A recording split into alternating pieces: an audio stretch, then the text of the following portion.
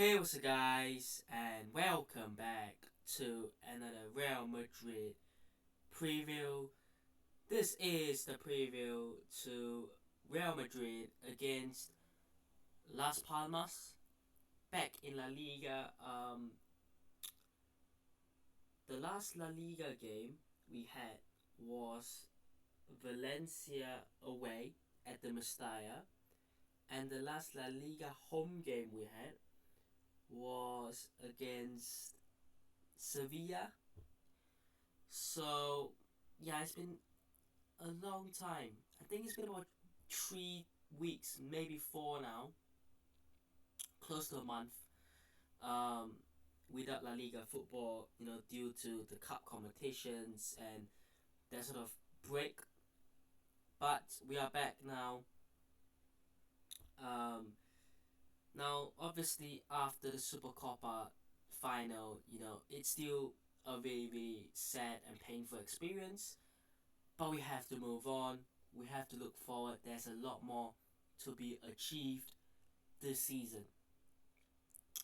And obviously, in the Copa del Rey, taking 120 minutes to beat Celta Vigo at home does not look good. But I did see, and I think we did see, signs in that game whereby, defensively it was pretty much awful for the last 10 minutes. But scoring the goals is not the problem. So we need to obviously defend. And look, as much as I always say, look, Lucas Vasquez is not a right back. He's playing there because there's no one else. But him and even Traoré, who played centre back, have been getting absolutely tortured by their opponents, and I can't blame them because they aren't playing in their best and right positions. But as the title says, Raúl Asencio has to start not just this game, not just the next game, not just when Camavinga is out, because the moment Camavinga comes back, Traoré will return back to centre back. I don't care if Camavinga is starting. I don't care if Camavinga is fit. I do not want Traoré at centre back, and I do not want Raúl Asencio benched. Now you're gonna say you're crazy. You're gonna say, but what about next season or the next few months with Alaba coming back, Militao's gonna come back. I think that we have to look to the future now. I think that with a player like Raúl Asencio on our books, we have to look to build the future. I think that he is ready. He's composed. He's ready. He has aggression. He has the sort of passion, the leadership. I'm not gonna say he's gonna be the next Sergio Ramos, 100%. I'm not gonna say that because that is unfair to him, and that is unfair to Sergio Ramos, because Ramos was a club legend, and Raúl Asencio is a youngster who could be at that level, but I'm not gonna say he will be at the level. But in order for him to reach a level whereby he can be classed as a top 10, top 5 centre backs in the world, he has to play. If he plays, and he plays well regularly, he will be in that conversation easily. But by starting Traoré at centre back when you don't need to do so, you are hindering the growth of Raúl Asencio. So firstly, the most important thing is I hope Raúl Asencio performs really, really well across the next 2 to 3 weeks with Camavinga out and proves that he should be the main man. And I hope Carlo Ancelotti, regardless whether he plays a 10 out of 10 every game, if Camavinga and when Camavinga comes back soon, don't put Chouameni back. Choose. Do you want Chouameni or do you want Camavinga at that six? They are different players. They are different types of players. They do different roles, but you have to make the decision. You cannot be playing a defensive midfielder at centre back to fit in a number 8 at CDM. I just can't see why that has to be the case. I can't see why you have to do that. So, please, Raúl Asencio needs to start, has to start, and we want to see him start.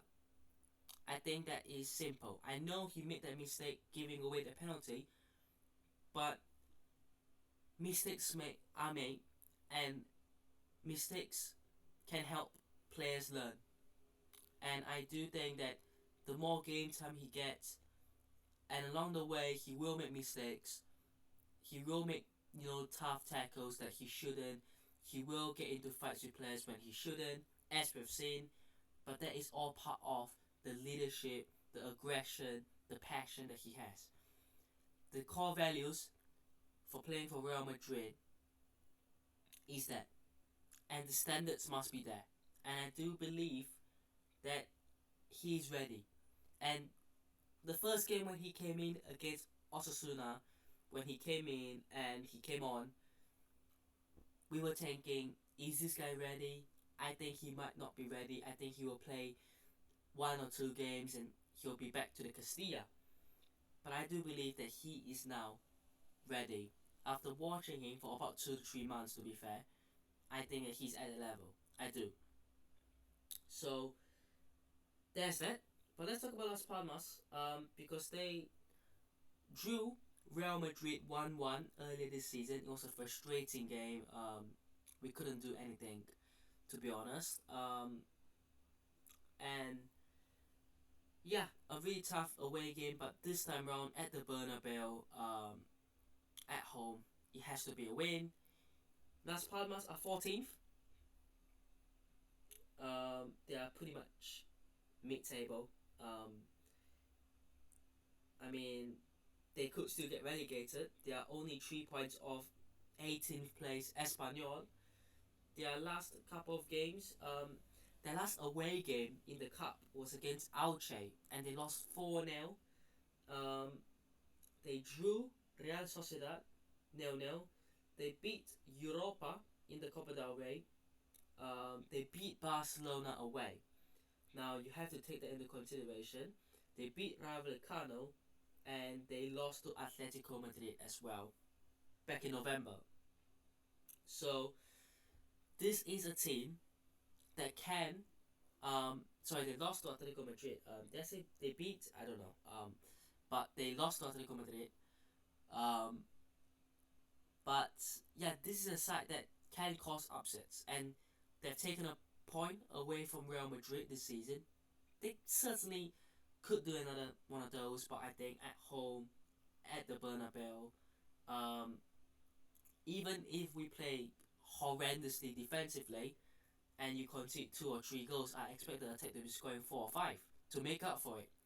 Now, look, you might think, oh, winning 5-3 it's a win, but the more you concede, right, doesn't mean you'll score more every game.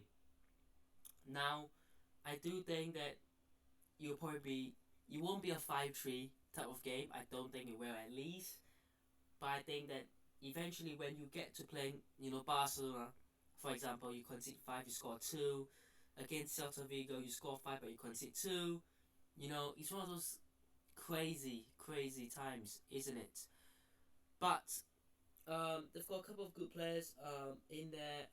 Las Palmas, they've got Fabio Silva, they've got Oliver McBurney, Adnan Januzaj, Jose Campagna, Jai Mata. Was he ex? Nah, he wasn't. Okay. They've got Marvin Park, who is ex Real Madrid, to be fair. So yeah, a couple of good players. They've got this guy called Juanma Herzog, who is a Spanish centre back. who actually is pretty decent to be fair, but I'm not sure if he actually starts for them. I only know him because of FIFA or FC25. But um, my starting 11 for Real Madrid is Courtois in goal, the back five: Fran Garcia, Rudiger, Asencio, Vasquez, Tchouaméni, Bellingham, Valverde, and then Brahim and Mbappe, Rodrigo. Now, 5 players are out. Obviously, Militao and Carvajal. Camavinga is out for about 3 weeks.